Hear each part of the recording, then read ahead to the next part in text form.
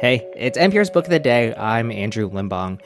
When you undergo a project that involves looking back into your family history, asking questions about who these people were that came before you, you kind of have to be prepared to not like them, or at least come away with a more ambivalent idea of them, right? Unless you're only interested in hagiography, which, you do you. But if you are looking for truths, you'll probably come across some unpleasant ones along the way.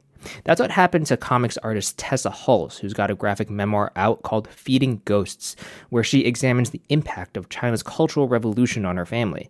And in this interview with Here and Now Scott Tong, she talks about certain calculated decisions that her grandma made that gave her a more nuanced view of her grandmother. That's ahead. This message comes from Amazon One Medical. Your body tells you all kinds of stuff. Headaches and hair loss are its way of saying, something is up over here. Amazon One Medical has 24/7 virtual care, so there's always someone available to listen and help with whatever your body is trying to tell you. Thanks to Amazon One Medical, healthcare just got less painful. This message comes from Carvana, who makes car selling easy. Enter your license plate or VIN, get a real offer in minutes, and have your car picked up from your door. Sell your car the easy way with Carvana. Pickup fee may apply. How do you tell a story of painful losses and trauma that goes down through generations? Well, for artist and author Tessa Hulls, you write a graphic memoir, which not only tells how her mother and her grandmother went through China's Cultural Revolution, but also lets us see their pain through her drawings and her own legacy of trauma. The book is called Feeding Ghosts, and author Tessa Hulls joins us now. Welcome to Here and Now. Thanks so much for having me. Help us understand the title, Feeding Ghosts. What are the ghosts, and what are presumably you feeding them? Well, I grew up within this family where I knew that my grandmother had been driven to madness in Maoist-era China because of what happened to her as a dissident journalist. And I sort of knew that this negative space was devouring my family. So to me, these ghosts were the unfaced past that lived within my family. And I felt like my role as an author and as an artist was to give them nourishment by bearing witness and listening to this story and finding out what it was that they had to say. Yeah. You start the journey when you're about 30 years old, and as you say, finding your way home after running away from it and running away from your mother for years. And on one page you write, "It was the only adventure I truly feared." What did you fear? Oh, I think I feared the vulnerability that I knew opening myself up to this past was going to create. I kind of became a hyper-independent cowboy, and when I say I ran away, I went to extremes with it, going to Antarctica, Alaska, and I knew that there was going to be just a painful and rewarding softening that would come if I turned and faced my mother and faced my grandmother and really looked at what had hurt us all. I have to say, your story, your chase, your family past, it rhymes so much with my own. I'm Chinese American and have family in the places you go to. It so intersects. But let's talk about your journey to Suzhou in China, beautiful city, where I also have some family. Your grandmother was born there.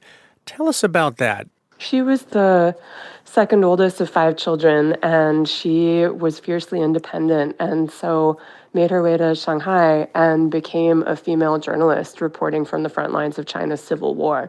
And so she kept writing as the communists took Shanghai, and her memoir, which she wrote upon fleeing to Hong Kong, is a record of those years of being put through thought reform campaigns and essentially documenting what would be the prelude to her own mental collapse. Yeah, and let's talk about this. I mean, as you say, the communists take power finally in 1949, after World War II, when the Chinese fend off the Japanese with help from the U.S. and other countries, and then the communists take over. And this happened in so many Chinese families, including mine. Your grandmother became stained for her previous work, right? She was persona non grata. And when a family member is outcast, all of the relatives cut off contact to survive and to protect themselves. But as far as you learned, what happened to her? My grandmother ended up having a fling with a Swiss diplomat. So she ended up a single mother raising a mixed-race bastard child while all of this was going on. And my grandfather was never in the picture. My mom never met her father. So she kind of had the black mark of both her political affiliations, but then also having a mixed-race child. And eventually she was able to smuggle herself and my mother out of the country just before the Great Leap Forward. And they fled to Hong Kong beneath the false bottom of a fishing boat. And once my grandmother got there, she started writing a memoir called 8 Years in Red Shanghai, Love, Starvation, Persecution. And my mom talks about remembering her writing during those periods. And it was just this single-minded, obsessive focus. And it turns out that it was probably the first occurrence of what would be a lifelong series of mental breakdowns. And my grandmother ended up institutionalized at Castle Peak, which was Hong Kong's first mental hospital, leaving my mother to basically be raised as a charity case orphan by DGS, an elite colonial boarding school in Hong Kong. The diocesan girls' school that your mother went to, my mother went to. And the hard part about digging up these things is we're expecting these hallmark moments or something, and they're not, right? When we learn about difficult things and you learn, as you write, that your grandmother might turn out to be a very difficult person to like. Yeah, I think before I read my grandmother's memoir, I viewed her as a much more sympathetic character. But there are ways in which she made very morally ambiguous and, quite frankly, calculating choices that I really tried to reconcile in the book by allowing my reader into my own confusion as to how to portray her as the complicated character she turned out to be. Yeah. And can I ask you to talk a little bit about some of those decisions she made? My grandmother was known to be quite beautiful, and she absolutely leveraged that to basically sleep her way into the power structures of whiteness. And in some ways, my mom was a token of her success. And because Shanghai was such a deeply racially segregated city, my grandmother was very much trying to court the semi-colonial lifestyle of basically the white expatriates who were living there. Yeah. And how, as you think about it, does her story connect to her daughter, your mother, and to you? I think in different ways, both my grandmother and my mother had to sever their ties with the outside world. And I realized that I was on a very similar trajectory, but had taken it in an American direction where I was severing ties because of this embrace of a really pathological notion of freedom. And I think I saw how I was on a really isolating path where the echoes of this generational trauma were going to lead me to the same place that my mom and grandma had ended up in, where we basically couldn't connect with the broader world because we didn't know how to be close to other people. And just help us understand, do you glean that as far as your relationship with your mother, she struggled to connect with her own mother and others, and that's one reason perhaps that she struggles to connect with you? Well, my mom was about 10 years old when her mother lost her mind, and so she really spent her entire life as the caretaker for her own mother. And so there's a way in which her understanding of what a loving relationship is was really trapped within this cycle of crisis and salvation, where she didn't know how to experience a love that didn't have some sort of damage at its core. And I think when I was born, she was really terrified that I had inherited her mother's disease because she was convinced that my grandma had lost her mind because she was a writer and a creative temperament.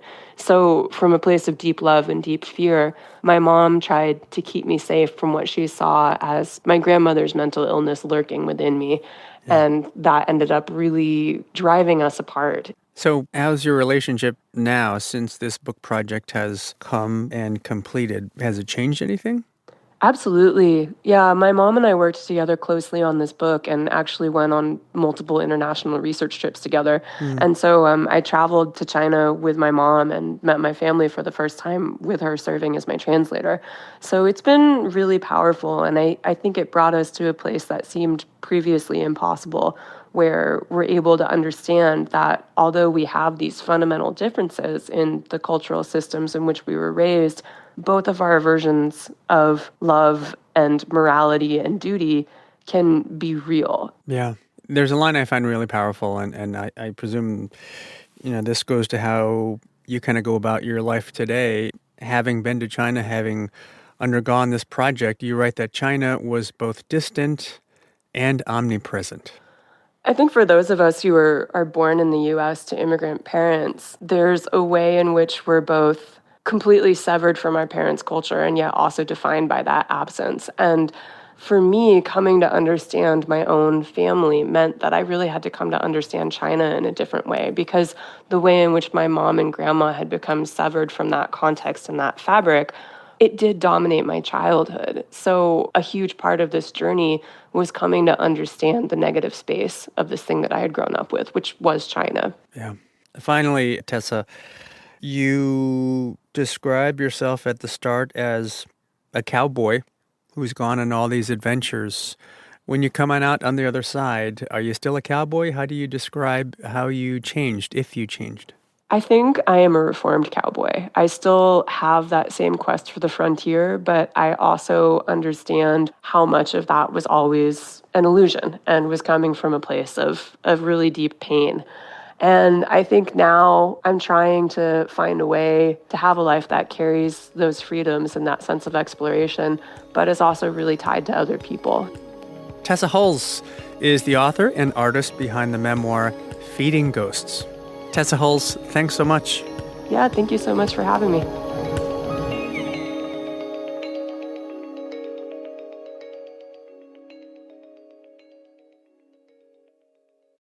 This message comes from Mint Mobile. This holiday season, stop overpaying for wireless and switch to Mint. Shop 50% off unlimited plans at mintmobile.com/switch. Limited time offer. Upfront payment of $45 for 3 months, $90 for 6 months, or $180 for 12 months. Taxes and fees extra. Initial plan term only. Above 35 gigabytes, network may slow when busy. Capable device required. Availability, speed, and coverage varies. See mintmobile.com.